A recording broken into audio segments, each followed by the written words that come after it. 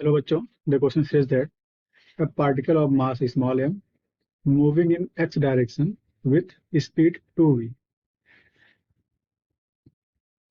is hit by another particle of mass 2m moving in y direction with speed v if the collision is perfectly inelastic. The percentage loss in the energy during the collision is close to, and the options are 44%, 50%, 56% and 62%. Okay, तो लिखते हैं इसका की concept ये हो जाएगा conservation of linear momentum. ठीक है, क्या होता है? Initial momentum equals final momentum in absence of any external forces. ठीक है, क्या हो जाता है? M I V I equals M F V F. V I क्या है? इनिशियल वेलोसिटी है, और वी एफ फाइनल वेलोसिटी है, और M I initial mass, S M F final mass. ठीक है, सेकेंड यूज करेंगे फार्मूला ऑफ काइनेटिक एनर्जी, की होता है half M V square. Okay, तो हम इसको यूज करते हैं। देखिए, बोला है एक पार्टिकल मास एम है, वो मूव कर रहा है एक्स डायरेक्शन में और स्पीड 2v है। ठीक है, ड्रॉ कर लेते हैं। देखिए इस साइड लाके इस तरह से एक मास है m है और एक 2v वेलोसिटी से मूव कर रहा है। ठीक, और सेकंड जो मास था 2m है और मूव कर रहा है स्पीड v से y में। ठीक है, तो एक और मास यहाँ मान लेते हैं। ये वाला मास कुछ v से जा रहा है और इसका मास 2m है। ठीक है, ये वाला y एक्सिस है, ये वाला x। ठीक है, तो m मास जा रहा है x में और 2m जा रहा है y में। ठीक है, बोला कोलिजन परफेक्टली इन इलास्टिक है। ठीक, तो ये क्या होगा? परफेक्टली इन इलास्टिक मतलब दोनों आपस में कंबाइन हो जाएंगे आफ्टर कोलिजन। ठीक है, तो एक बड़ा सा मास बनेगा इस तरह से। इसका मास कितना हो जाएगा? 2m plus m 3m। ठीक है, हम मान लेते हैं इसकी वेलोसिटी कुछ हो गई है v, तो इसका x कंपोनेंट मान लेते हैं कुछ इस तरह से,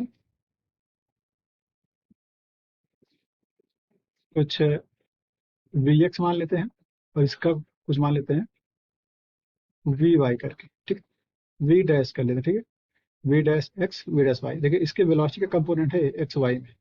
ये कहाँ जा रहा है मुझे नहीं पता। ठीक, लेकिन इनका पता है। जो m मास है ये 2v से x में जा रहा है और 2m मास है वो v वेलोसिटी से y में जा रहा है। ठीक है, तो अब देखिए क्या करते हैं।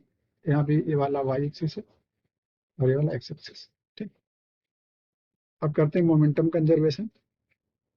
तो देखिए conserving momentum in X direction. देखिए ये जो फोटो है ना, ये बिफोर कोलिजन का है, बिफोर कोलिजन, और ये वाला है आफ्टर कोलिजन, ये वाला है आफ्टर कोलिजन। ठीक है, तो यहाँ लिखते हैं पी आई एक्स मतलब initial momentum in X direction equals P F X मतलब final momentum in X direction. तो देखिए वैल्यू पुट करते हैं।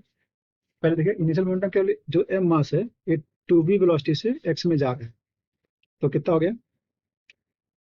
2m into we. देखिए 2v इंटू एम कर देंगे तो 2mv बन जाएगा सीधे सीधे। पी एफ की बात करेंगे तो ये बन जाएगा 2m प्लस एम, 3m हो गया है, तो 3m into we dash x. ठीक है, तो वी डैश एक्स कितना आ गया? 2/3v। ठीक, ये 2/3v आ गया। ऐसे करते हैं वाई डायरेक्शन में, तो फिर से लिखते हैं conserving momentum in y direction. ठीक है, तो इसमें लिख सकते हैं P i y equals P f y. ठीक है, और पी आई वाई अगर करते हैं तो कितना आएगा? मास 2m है और v से मूव कर रहा है तो 2m इंटू वी। ऐसे पी एफ वाई कितना बनेगा? मास 3m हो गया है और ये मूव कर रहा है कुछ वी डैश वाई से, तो यहाँ से वी डैश वाई कितना आने वाला है? ये 2/3 वी आ गया। ठीक है, 2/3 V। अब निकाल लेते हैं इनिशियल काइनेटिक एनर्जी, निकाल लेते हैं, ठीक है। तो देखिएगा, लिखते हैं initial kinetic energy of the system. System मतलब क्या है, दोनों जो पार्टिकल उनका सबका मिला के, तो ये बन जाएगा के आई इक्वल्स हाफ, दोनों का लिखते हैं। देखिए, एक का मास m है और वेलोसिटी 2v है, तो half into m into 2v का होल स्क्वायर। ऐसे दूसरे का मास 2m है और इसकी वेलोसिटी v स्क्वायर, ठीक है। तो देखिए यहाँ पे कर लेते हैं, कितना बन जाएगा, यहाँ 2 2 जा 4 mv स्क्वायर, 2 से डिवाइड कर देंगे 2 mv स्क्वायर बन जाएगा, ठीक है। और यहाँ का बन जाएगा, यहाँ पे बन जाएगा एम वी स्क्वायर, ठीक है।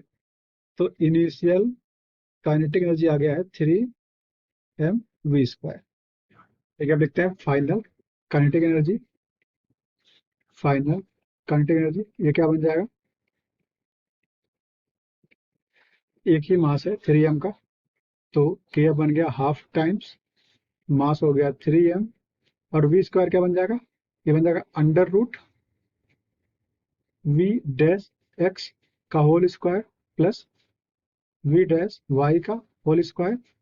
ये वी क्यों है, इसका स्क्वायर कर देना है, ठीक है। देखो, वेलोसिटी वेक्टर क्वांटिटी है, तो दो वेक्टर अगर परपेंडिकुलरली हैं तो उनका जो है रिजल्टेंट आता है ए स्क्वायर प्लस बी स्क्वायर। तो हम इस तरह से कर दिया, ये रूट है, इसकी स्क्वायर है, पावर हट जाएगा, ठीक है। तो हाफ इंटू 3m, यहाँ देखिए v x square plus v y square.